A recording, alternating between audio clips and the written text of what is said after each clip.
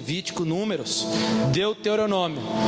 E hoje nós vamos reiniciar, no livro de Josué. Então já corre aí para a sua Bíblia, no livro de Josué, capítulo 1.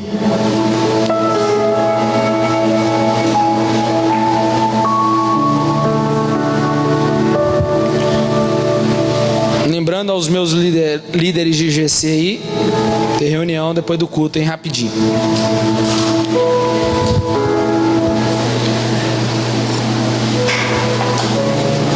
Josué capítulo 1. Quem viu todas as pregações do Pentateuco? Glória a Deus.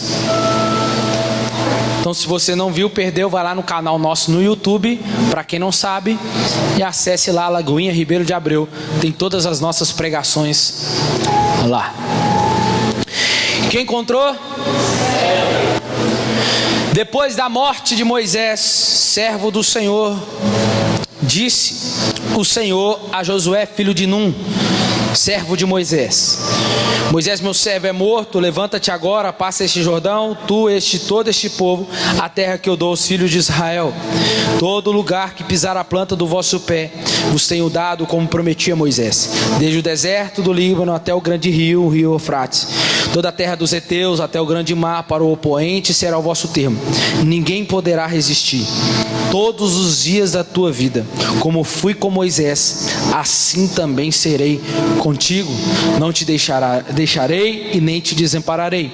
Esforça-te e tem bom ânimo, porque tu farás este povo herdar a terra que jurei a seus pais lhes daria. Então somente esforça-te e ser muito corajoso. Cuide em fazer conforme toda a lei que meu servo Moisés te ordenou. Dela te não desvies nem para a direita nem para a esquerda, para que sejas bem sucedido por onde quer que andares. Não se aparte da tua boca o livro desta lei. Medita nele dia e noite, para que tenhas cuidado de fazer conforme tudo o que nele está escrito. Então farás prosperar o teu caminho e serás bem sucedido. Não te mandei eu? Esforça-te e tem bom ânimo. Não pasmes nem te espantes, porque o Senhor teu Deus é contigo por onde quer que andares. Então Josué ordenou os oficiais do povo: passai pelo meio do arraial, e dizei ao povo: provede-vos de comida. Dentro de 3 dias passarei este Jordão, para ocupardes a terra que vos dá o Senhor vosso Deus, para possuirdes. Somente até aí. Irmãos, então Josué é o livro que identifica como o Senhor é a salvação. Eu imagino, nós podemos entender o Pentateuco que nós já aprendemos, traça a história redentora da criação até a morte de Moisés, com destaque das alianças e os alicerces legislativos que Deus tinha dado a Moisés, que eram os 10 mandamentos, que depois virou as 613 leis que nós vimos em Levítico. Já os livros históricos, que é o que nós estamos iniciando aí, retratam o movimento da nação durante toda a sua história, da trajetória até a terra prometida. Para nós lembrarmos, quando terminamos Deuteronômio, o povo estava à porta da terra de Canaã. Moisés parou e avistou, diz a Bíblia, ele avistou a terra de longe e passou novamente todas as informações da lei, da palavra de Deus, do que o Senhor fizera a eles e até onde eles chegaram. Repassou tudo para eles. E agora eles estão diante da entrada, e agora Josué.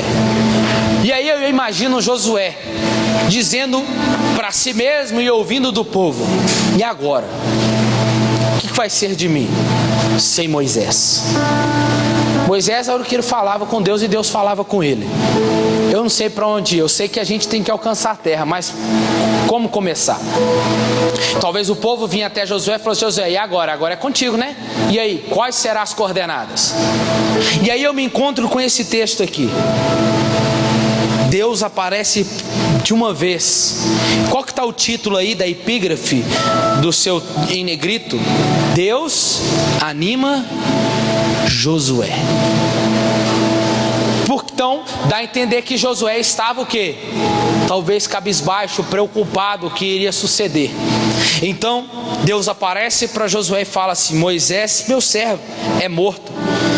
Mas Josué, levanta-te agora e passe este Jordão, porque todo este povo, a terra que eu dei aos meus filhos Israel, e todo lugar que você pisar a planta do vosso pé, eu lhe tenho dado, prometi a Moisés. Como fui com Moisés, acho que isso aí foi o despertar em Josué. Como eu fui com Moisés, assim também eu serei com você. Se Deus quisesse dizer mais para Josué, Deus poderia dizer: Josué, é sem pôr e sem tirar, viu? Do mesmo jeito que eu fui com Moisés, eu vou ser com você. Moisés, eu não falava com Moisés, eu vou falar com você também. Eu vou ser com você. E a prova disso é o que nós vamos ver mais à frente.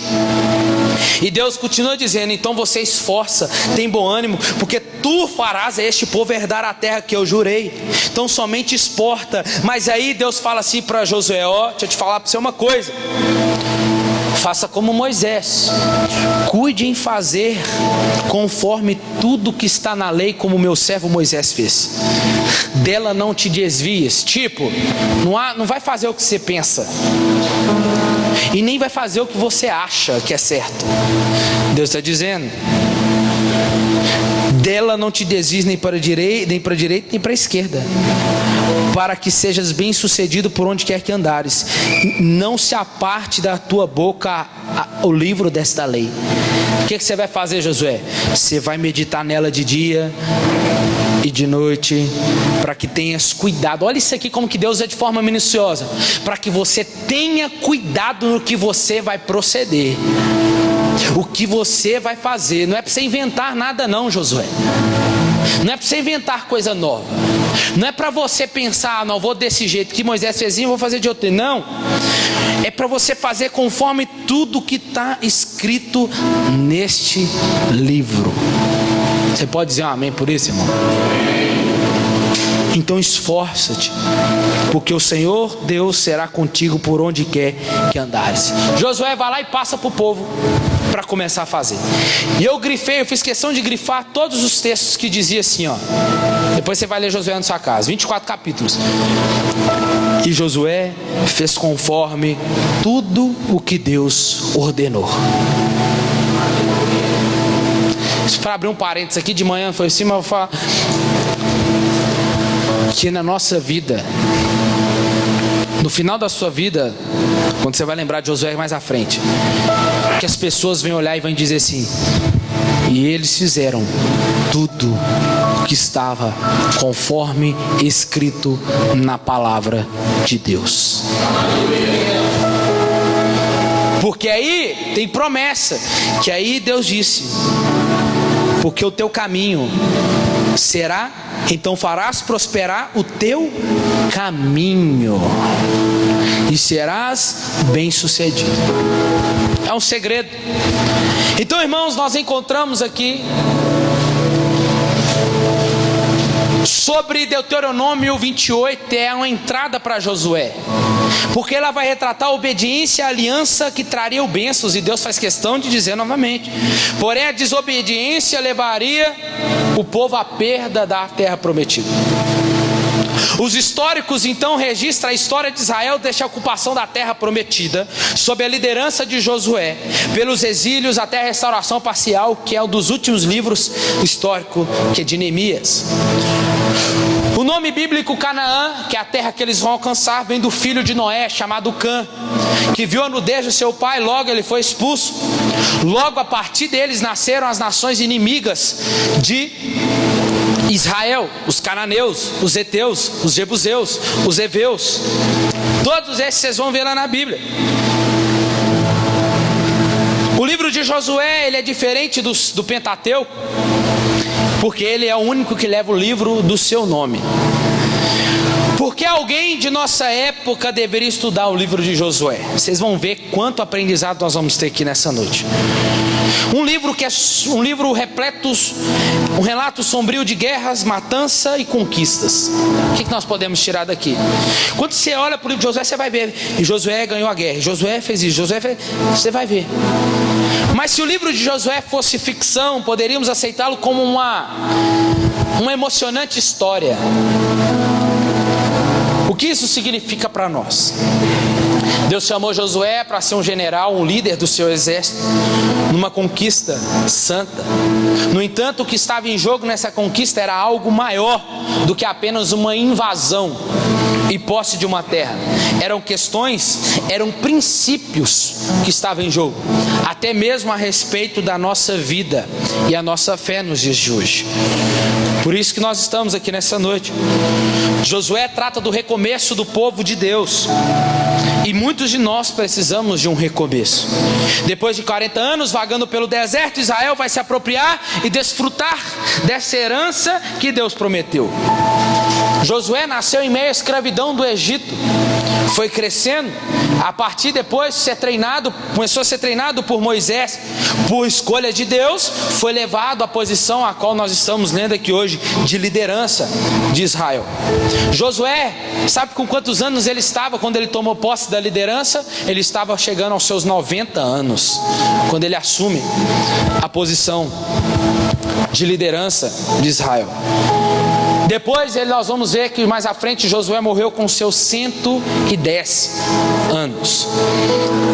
Depois de cumprir, vocês vão ver, depois dele cumprir tudo o que o Deus ordenou para ele. O nome Josué, lá em Números capítulo 3, versículo 8, diz que o nome dele era Oséias, que significa salvação. Mas no meio do percurso da peregrinação, Moisés vai mudar o nome dele lá em Números 13, 6 para Josué, que significa agora: o Senhor é a salvação. Alguma coisa mudou e por um propósito. E isso equivale para nós essa noite uma antecipação profética e uma lembrança para Josué, para os espias e para o povo, que a vitória sobre os inimigos que eles iriam ter. E a posse da terra não seria na força de Josué, mas seria no poder do Senhor, que é a salvação deles. Não seria na habilidade de Josué, a qual ele conquistou nas guerras que ele teve na presença de Moisés, mas seria no poder de Jesus, no caso do nome de Deus. E para nós nessa noite, o que isso tipifica? Que a nossa conquista, que é a vida eterna, a nossa Canaã, não será na força do nosso braço, não será conquistada nas nossas habilidades ou nas nossas intelectualidades, ou quantos estudos nós tivemos, não. A nossa vida eterna, a nossa salvação, a nossa terra, ela já foi conquistada. Você pode dizer um amém para isso? Ela foi conquistada lá na cruz, por intermédio de Jesus Cristo. Então não será no nosso intelecto, não será na força, nem no nosso poder, no nosso nome ou na nossa capacidade ou influência, mas ela será completada na força e no poder do Senhor Jesus Cristo. Para nós lembrarmos, eu sempre vou fazer essa tipificação, apontando sempre para Cristo nos livros do Antigo Testamento. O tema e propósito deste livro é possuir, conquistar, dividir a terra. É o tema e propósito do livro. E no livro nós vemos a fidelidade de Deus à sua promessa em cumprir com aquilo que ele comprometeu. E aí os eventos de Josué foi para mostrar a intervenção especial de Deus em favor do seu povo, diante das vantagens que eles tinham com Deus. Irmãos, e nós vemos no livro de Josué o cumprimento da promessa de Deus, que é uma obra exclusiva do próprio Deus, e homem nenhum jamais poderia realizar tal feito. Então mostra a fidelidade de Deus e a fidelidade de Josué para com Deus. Nós vamos ver que o Deus de Israel, é muito interessante isso aqui, que o Deus de Israel vai dar a Josué, ou melhor, aos filhos dele, que é Israel, uma herança, e essa herança foi prometida a Abraão, que passou nos outros a Isaac, a Jacó, e chegou a José, e de José passou a Moisés, e Moisés chega a Josué. E essa promessa era a terra prometida, uma terra que manava leite e mel. Era uma herança, era uma propriedade que eles poderiam chamar deles, meu. E isso está ligado às promessas de Deus. E ao se referir à terra prometida, era o que Deus tinha para eles, porque o pai, ele sempre vai deixar algo para o seu filho, e nós chamamos isso de herança. E nós vamos entender que Deus tinha separado essa terra para eles, separou fronteiras e prometeu entregá-la aos israelitas. No entanto, o conceito de herança de Israel é mais significativo, principalmente para a igreja nos dias de hoje, porque para Israel era uma associação à terra, e Davi e Jeremias já fazendo algo que tipificava para a igreja de hoje. Por quê? Davi vai dizer nos Salmos de número 16, versículo 5 assim, ó: o Senhor é a porção e a minha herança. O que é isso? Jeremias e Davi vai dizer que o Senhor é a minha herança, o Senhor é a minha porção.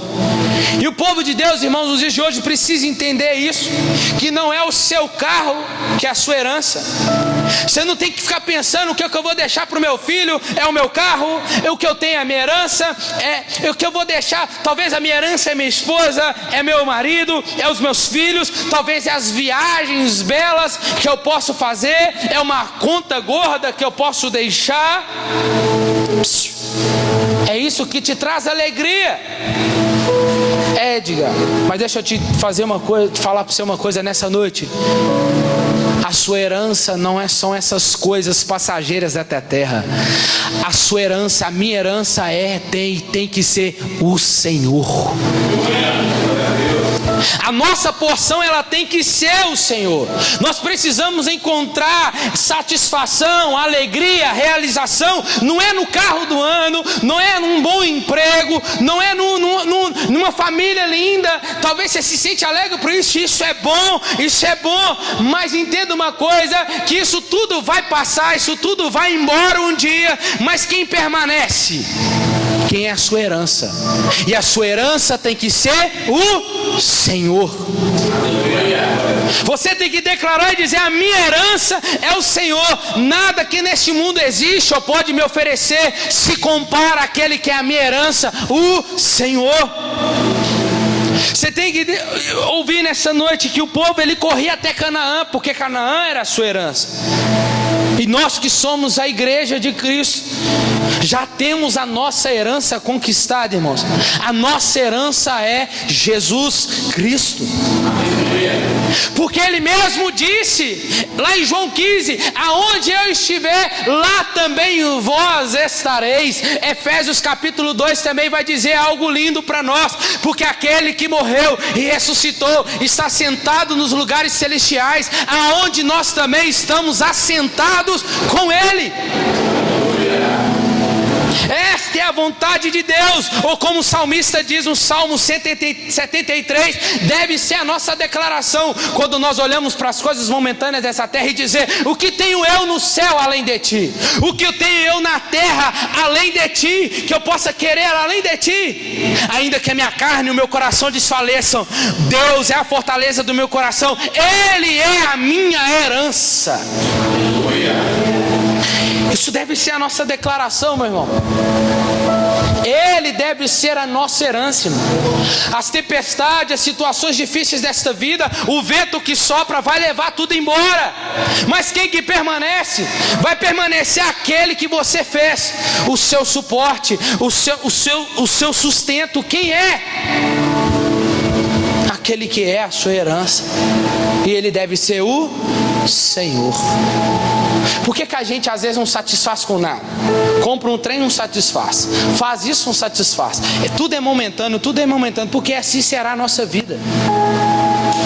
Até que eu e você entendamos que a nossa plena satisfação tem que estar somente em Deus. Do capítulo 1 ao 5, nós vamos ver o povo de Israel se preparando para a terra prometida.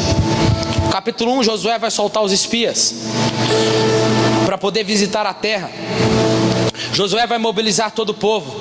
Depois que Deus lembrar a ele algumas coisas, vai colocar o povo para frente. Deus vai colocar Josué para que Josué coloque o povo para frente. Deus coloca Josué dizendo: você é forte e corajoso. Josué fala para o povo: Deus disse. Josué, e aí, o que nós vamos fazer? Josué, imagina Josué chegando na frente do povo e fala assim: ó, Deus acabou de me dizer que do mesmo jeito que ele foi com Moisés, ele também vai ser com a gente. Acabou. Pode pôr venda nos olhos que o povo não vai nem olhar para trás mais.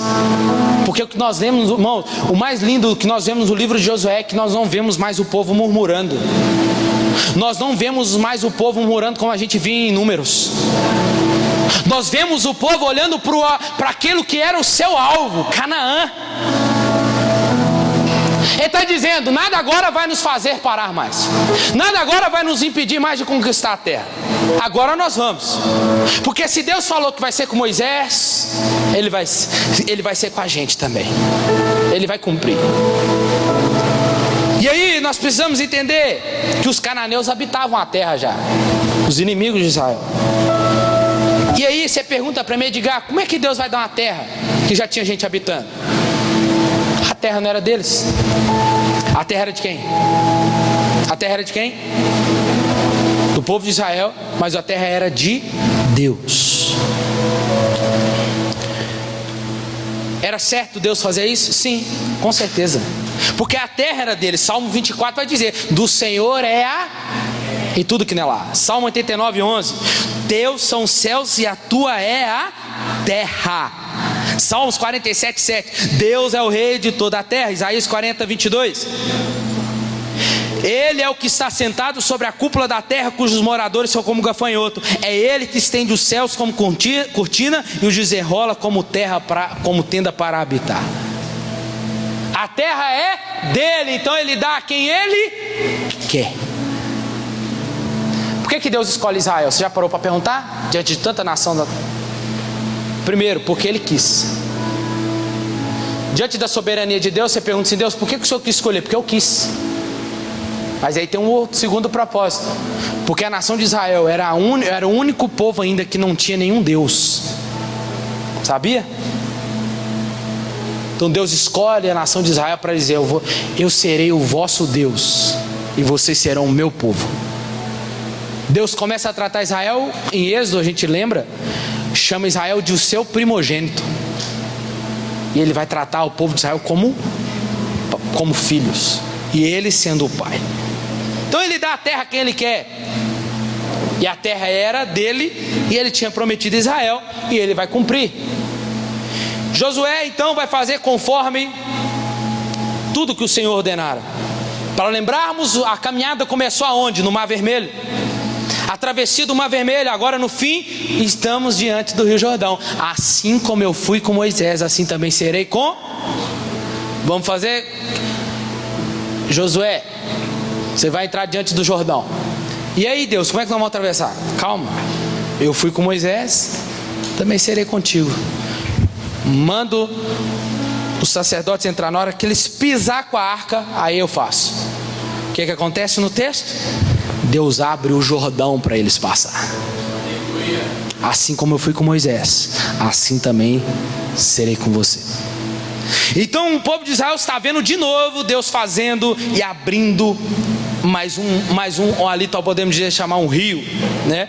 Para eles passar, e o texto faz questão de dizer que eles passaram com o pé enxuto. Deus mais uma vez mostrando que tudo que é impossível aos homens é possível a Ele. Aí nós entramos no capítulo 2 e vemos Raabe. Quem gosta de Raabe? Se você não leu o livro de Josué, você viu a novela da Record, que eu sei que você viu.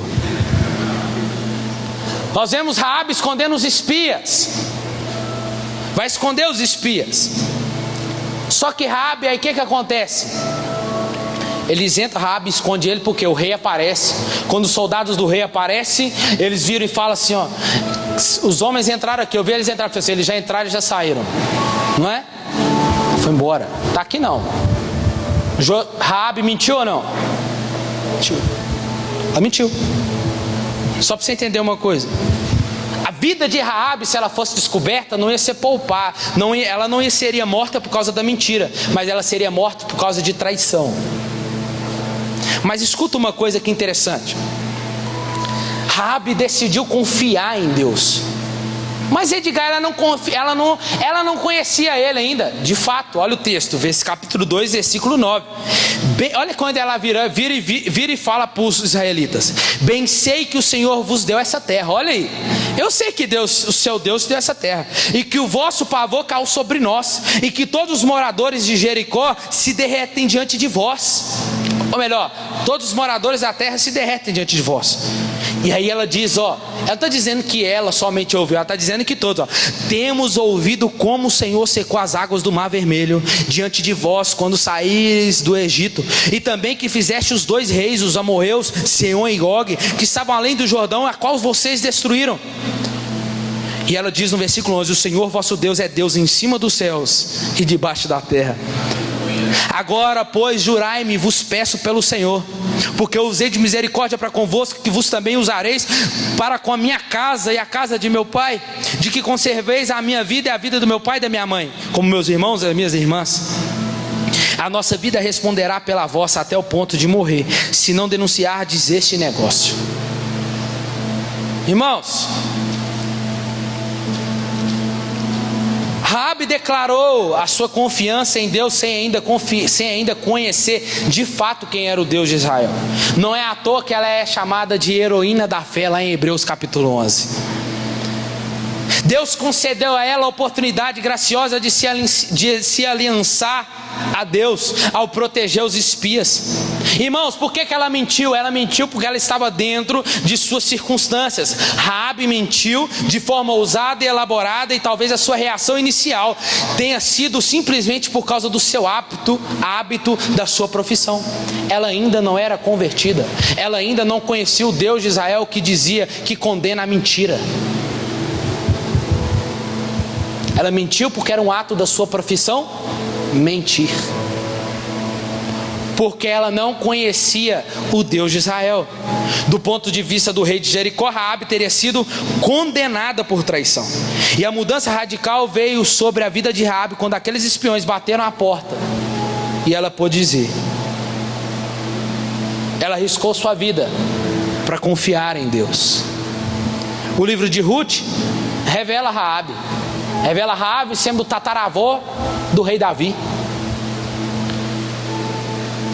Entrando assim, lá em Mateus capítulo 1, versículo 5, para a genealogia de Jesus.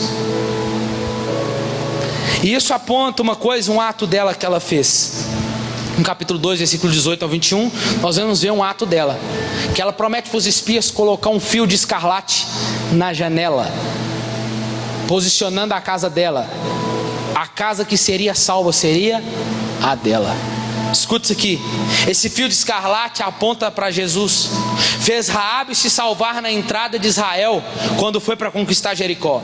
Esse fio de escarlate aponta para Jesus. Ele ilustra a obra da redenção de Cristo na cruz. Esse pano vermelho livrou ela e a sua família da morte, assim como Cristo foi pendurado na cruz e teve o seu sangue derramado na cruz para nos salvar. Aleluia. No capítulo 5, versículo 12 e 13, nós vamos ver uma aparição de uma forma cristofânica ou teofânica, né? A aparição de Cristo no Antigo Testamento. É o Cristo pré-encarnado, como nós vemos em Daniel, sendo ele o 4º homem da fornalha. Ou em Josué ele aparece como príncipe dos exércitos do Senhor, Cristo. E ali ele segue todas as ordenanças que esse príncipe passa para ele. Assim nós devemos seguir os planos de Cristo e as ordens que ele nos passa. Vou correr um pouquinho aqui. Do capítulo 6 ao capítulo 12 nós vamos ver a conquista da terra. O povo vai começar agora a conquistar. As muralhas de Jericó então tinham que ruir, para que os israelitas pudessem continuar a conquista da terra prometida. As instruções de Deus parecem até estranhas para os israelitas. A procissão do sacerdote, a arca, os homens, as trombetas. E a ordem era: vocês vão dar 7 voltas. nas muralhas de Jericó, e na última volta vocês vão dar mais 7 voltas, e depois vocês vão gritar. Para eles, talvez essa marcha poderia ser fútil, assim como era para Jericó quando eles olhavam de longe. Mas entenda, Deus porém sabia o que estava fazendo, e Deus requeria deles somente uma coisa: que eles fizessem o que Ele ordenou. Irmãos, às vezes as direções de Deus parecem estranhas a nós, parece às vezes fútil aos nossos olhos, ou aos olhos de aqueles que veem você fazendo o que Deus mandou. Mas entenda uma coisa: a minha posição e a sua posição é só fazer, é pegar o que Ele está mandando e fazer, é pegar o que Ele está ordenando e fazer. Sobre a ordem dEle, Ele requer de nós o que? Obediência. E uma coisa importante que nós vamos ver, que aponta para Cristo aqui, é que hoje não existe mais Jericó. Então não é mais cantar, vem com Josué lutar em Jericó. Acabou. Jericó já ruiu, Josué também já morreu. Então não tem mais, vem com Josué lutar em Jericó. Mas o que isso aponta para Cristo, para nós? Jericó representa todas as barreiras que tínhamos para chegar a Deus, para se chegar a Deus e obter a vida eterna. Mas Jesus, aleluia por isso, tirou toda a barreira que fazia separação entre nós e Deus. Olha o que Paulo diz em Efésios 2,14: porque Ele é a nossa paz, de 2 povos Ele fez um só, e na sua carne que em Cristo, derrubou a parede de separação que estava no nosso meio. Então, irmãos, depois desse estudo, não é isso mais que nós vamos cantar, porque Ele já ruiu o muro de separação entre nós e Deus, essa inimizade entre nós e Deus, Ele já ruiu. A Bíblia diz que quando Ele morreu, o véu se rasgou de alto a baixo, não há mais nada e não há mais barreira que nos separa de Deus. Era um milagre. Deus sabia, irmãos, que uma vibração podia destruir a muralha. Estava ela no sonido da trombeta, porque Deus disse o quê? Quando no último volta, vocês vão gritar e soar as trombetas. Assim eles fizeram, e Deus começou a estremecer as muralhas por baixo, e as muralhas vieram ao chão. Jesus, como Ele conquistou, como Ele derrubou as muralhas que nos separava, Ele também derrubou com um grande sonido e tremendo sonido lá na cruz. João capítulo 19, versículo 30, quando Jesus tomou vinagre, Ele exclama dizendo: está consumado. Aleluia.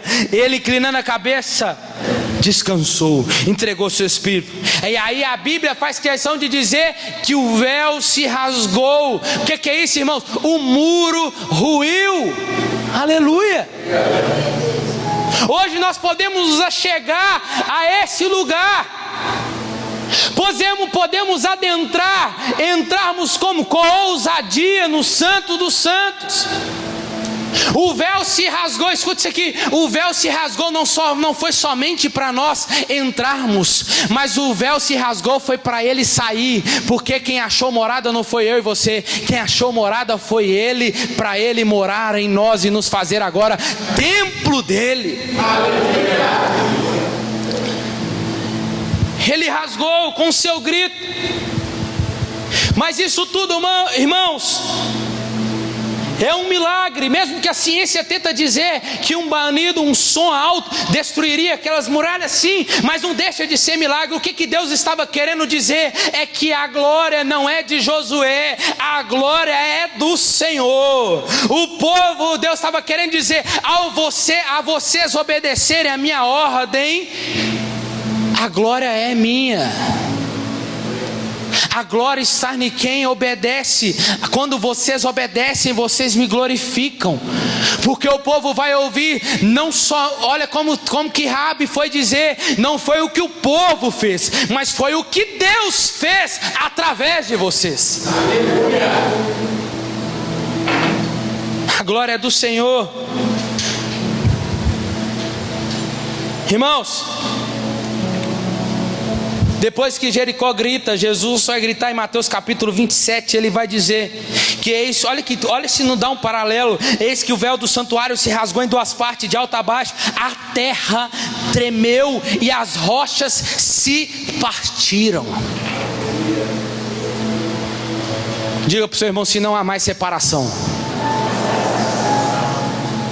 Paulo vai dizer que nenhum agora, não há mais. Para quem está em Cristo, não há nada que pode nos separar do amor que está em Cristo Jesus, nosso Senhor. Não há mais muro. Então para de ficar querendo levantar Jericó, viu? Aí nós vamos ver a descida para a cidade de Ai. Nós vamos ver que eles deixam de confiar em Deus naquele momento, mas eles erram porque eles desobedeceram. Acã, Deus fala que não era para levar nenhum despojo, só para pegar a ouro, prata e pronto, mas leva lá a capa babilônica, esconde dentro da tenda. Deus vira para Josué vai questionar Deus porque eles perdem a guerra, a batalha na cidade de Ai, uma cidade pequena, diferente de Jericó, e Deus falou assim: o meu povo pecou. O meu povo pecou. Aí Josué vai fazer toda aquela que eles têm que fazer, vai identificar, vai investigar até que cai em Acã. E a condenação era apedrejado e depois colocar fogo. E assim aconteceu com Acã e toda a sua família. E aí, para a gente ir partindo, nós vamos ver em Josué 11, aparece pela primeira vez a palavra Jerusalém, que aponta para onde Cristo irá reinar quando voltar. Do capítulo 13 ao 22, nós vamos ver Deus distribuindo a terra. A partilha da terra era uma declaração pela fé, direcionadas por Deus. Os fortes não tomaram a melhor parte, e nem os ricos, e nem os pobres e fracos tomaram a melhor parte. Todos eles buscaram a vontade de Deus sobre o assunto. Deus, irmãos, cuidou até na distribuição dos bens. Depois você lê lá. Deus cuidou. E o mais lindo que eu vejo é a tribo de Levi. Foi a única que não recebeu nada. Porque ele faz questão de dizer assim, ó: Levi não vai receber nada, tá? Por quê? Porque Levi fez do Senhor a sua herança. Isso é lindo, irmãos. E aí nós corremos pro... É como se Deus estivesse dizendo assim, ó: ninguém vai sair ileso, viu? Todos vão receber. Capítulo 14, Caleb. Quem não gosta de Caleb? Caleb tinha 85 anos. Quando ele sai da terra prometida, ele estava com 40, né? 45, quase 45.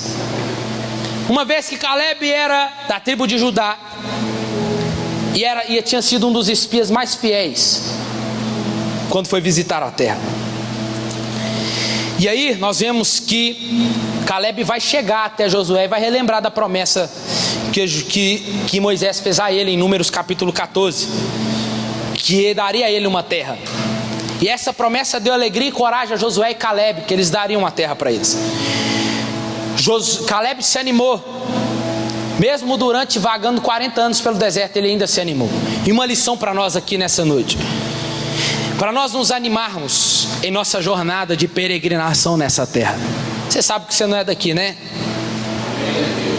Já temos em nós a nossa herança é em Cristo. Efésios 1:3 diz que bendito seja Deus Pai do nosso Senhor Jesus Cristo, que nos abençoou com toda sorte de bênçãos espirituais. Caleb e Josué viu que possuía uma herança gloriosa, e essa herança gloriosa estava à sua espera. Assim devemos, irmãos, ser a igreja de Cristo.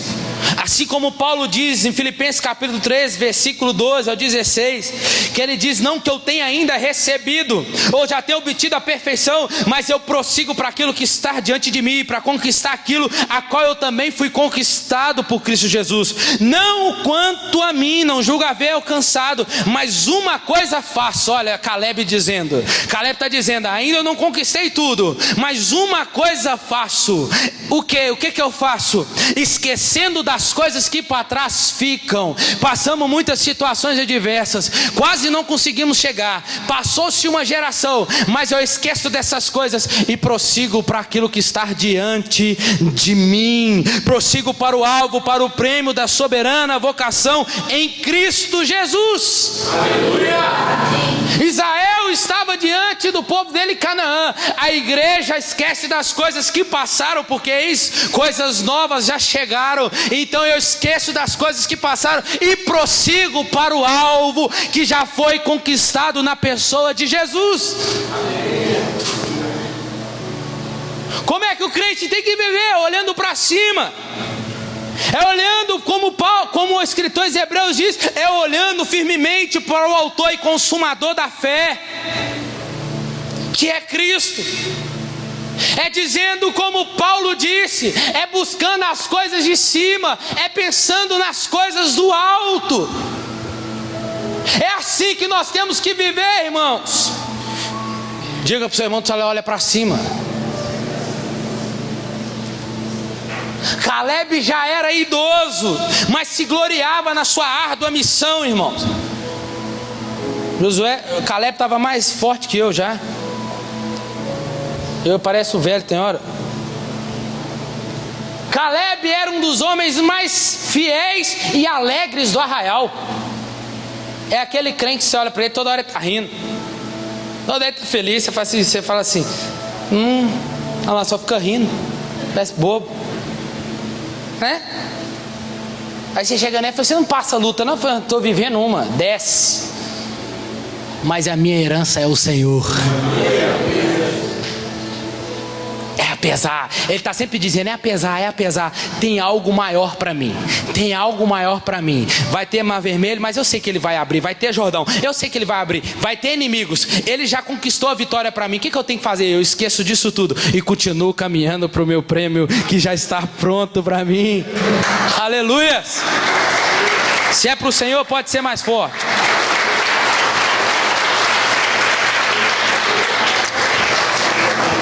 Irmãos, o Senhor Deus era a fonte de toda a força de Caleb. Caleb sabia que Deus jamais o abandonaria. E o segredo de Caleb está lá em Josué 14:14.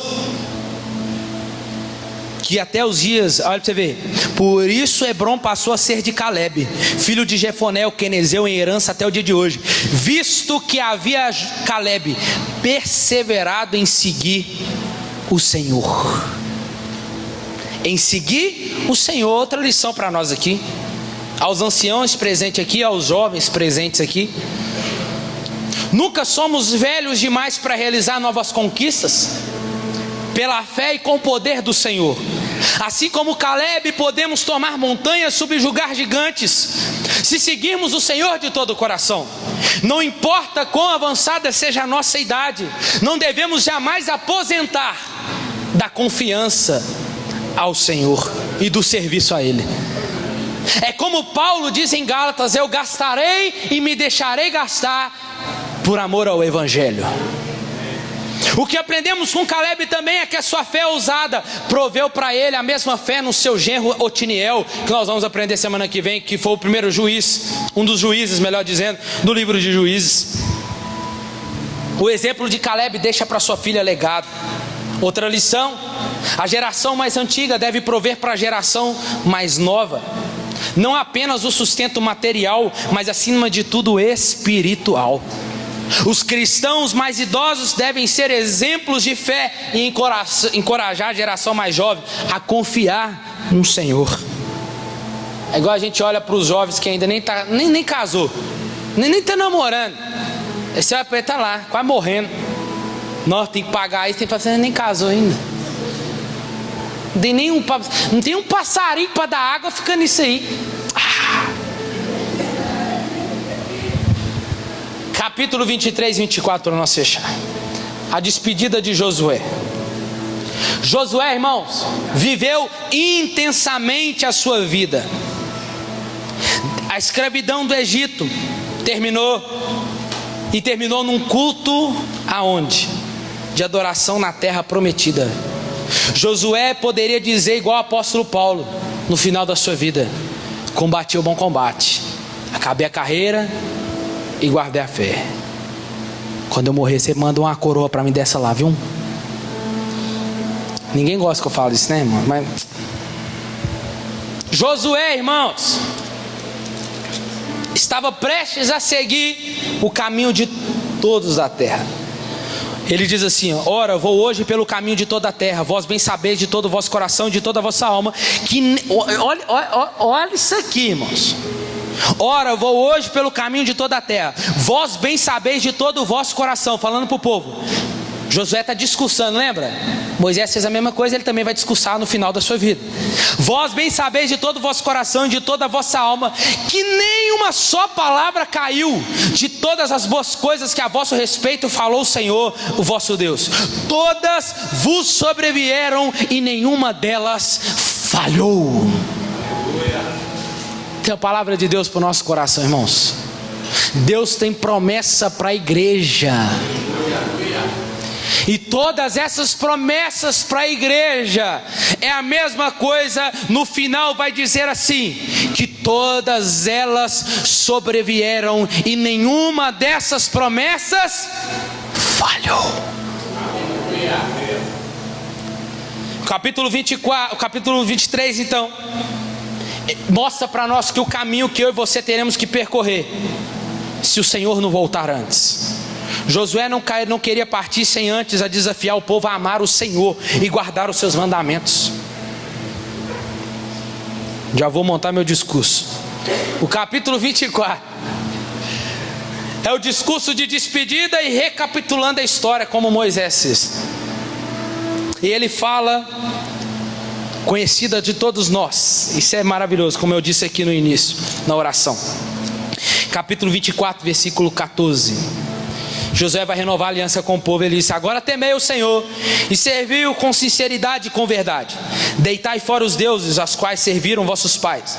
Mas se vos parece mal servir ao Senhor, olha aí, estou dizendo, estou ensinando e estou falando, mas aí é vocês agora decidem. Se parece mal você servir ao Senhor, escolhei hoje a quem vocês sirvais: se aos deuses a quem serviram vossos pais, que está além do rio, ou os deuses dos amorreus em cuja terra habitais. Aí Josué fala assim, talvez alguém pode ter perguntado para Josué: mas e você, Josué? Josué vai dizer: eu não somente eu, mas eu e a minha casa escolhemos servir ao Senhor. Será que você pode escolher isso nessa noite, meu irmão? Será que você pode decidir isso na sua casa, na sua família? Será que você pode dizer para os seus filhos: não, aqui nós escolhemos servir ao Senhor? Versículo 31 diz assim: serviu Israel, isso aqui é lindo, irmãos. E serviu Israel ao Senhor todos os dias de Josué, e todos os dias dos anciãos que ainda viveram muito depois de Josué, e que sabiam toda a obra que o Senhor tinha feito a favor de Israel. Serviu, irmãos, Israel serviu fielmente ao Senhor todos os dias de Josué. O que está querendo dizer? Josué fez tudo conforme o Senhor ordenara. Como ele mesmo diz, nenhuma das promessas falharam. Eles serviram ponto a ponto, versículo a versículo, texto a texto, a qual Josué ia falando. Eles serviram ao Senhor. Está dizendo que eles foram fiel ao Senhor enquanto Josué viveu. Que assim seja na igreja de Cristo hoje. Que sirva ao Senhor todos os seus dias, fiel até o dia do nosso Salvador voltar. Algumas aplicações. Depois que Israel andou por 40 anos no deserto, finalmente eles chegaram no descanso que Deus tinha preparado para eles, que Josué vai retratar lá no versículo 13 do capítulo 1, a qual ele vai relembrar a promessa que Moisés fez lá no capítulo 25, versículo 1 ao 4, do descanso que eles teriam quando eles chegassem na terra prometida. Então não é para você descansar aqui, amém?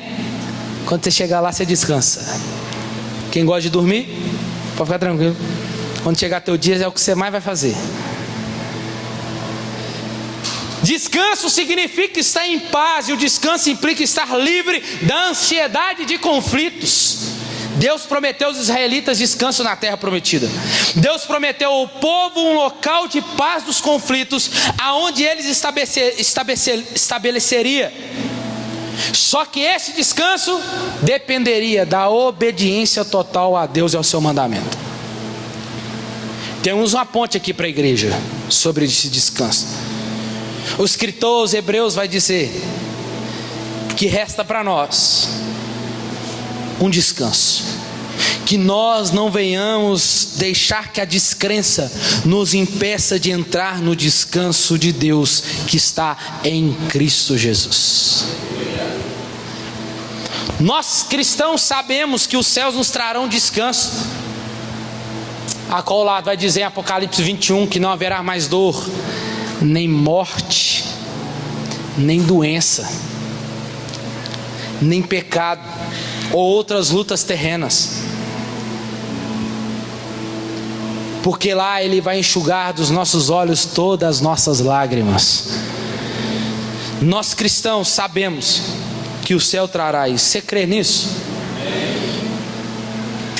A meditação mais obediência aos mandamentos são chaves das bênçãos de Deus. Assim como Josué é um tipo de Cristo, que aponta para Cristo, como vimos no início. Josué é o Senhor, é a salvação. Quem é a nossa salvação? Jesus. Josué conduziu o povo até a terra prometida. Jesus Cristo é o nosso Josué, que quer e está nos conduzindo a tomar posse da vida eterna, que também nos foi prometida, e compartilhar conosco os tesouros da herança maravilhosa. Josué chamou o povo e também nos chama a viver uma vida de obediência à fé ao Senhor. Quando Israel obedeceu pela fé, Deus cumpriu as promessas, operou o favor deles. Mas quando desobedeceu com incredulidade, Deus os abandonou a seus próprios caminhos. O mesmo princípio não se quebra. Princípio é imutável. Princípio é para se cumprir. Princípio vale para nós, igreja, hoje. Ao olharmos para a nossa vida e para a vida da igreja, faz parte nós olharmos e entendermos se nós estamos sendo cristãos vagando pelo deserto, sem rumo, ou estamos andando, caminhando para conquistar a terra prometida. No deserto, os israelitas foram um povo conquistador, sempre olhando para a terra prometida, na expectativa de conquistar os inimigos, de se apropriar do seu descanso. A marcha do deserto foi uma experiência de demora, de derrota e morte, irmãos. Mas quanto à experiência de Canaã, foi de poder e vitória. Deixa eu falar para você uma coisa aqui para a gente fechar. A nossa experiência aqui, vamos passar pela morte, vamos ver entes queridos morrendo, vamos ter doenças, vamos passar necessidade. Mas escuta uma coisa aqui, faz parte da experiência da demora no deserto. Peregrinos, nós não somos daqui. Mas escuta uma coisa, a experiência de Canaã será muito melhor, de poder e vitória. É por isso que Paulo diz lá em Romanos que as aflições deste tempo presente não pode se comparar à glória que está preparada e que há de ser revelada no dia do Senhor. Onde você se encontra a olhar para o mapa espiritual da sua vida cristã? Uma coisa é certa, irmãos, é um aspecto da natureza de Deus, e dentro da teologia é chamado de providência ou procedência, providência cumprida, profecia cumprida, melhor dizendo. Que a palavra final nessa noite é: assim como Ele cumpriu a promessa para com Israel, Ele fará também por nós, através de Jesus Cristo, a igreja dele. Fica de pé no seu lugar.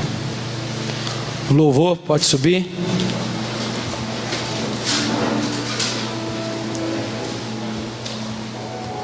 Feche os seus olhos nessa noite, meu irmão.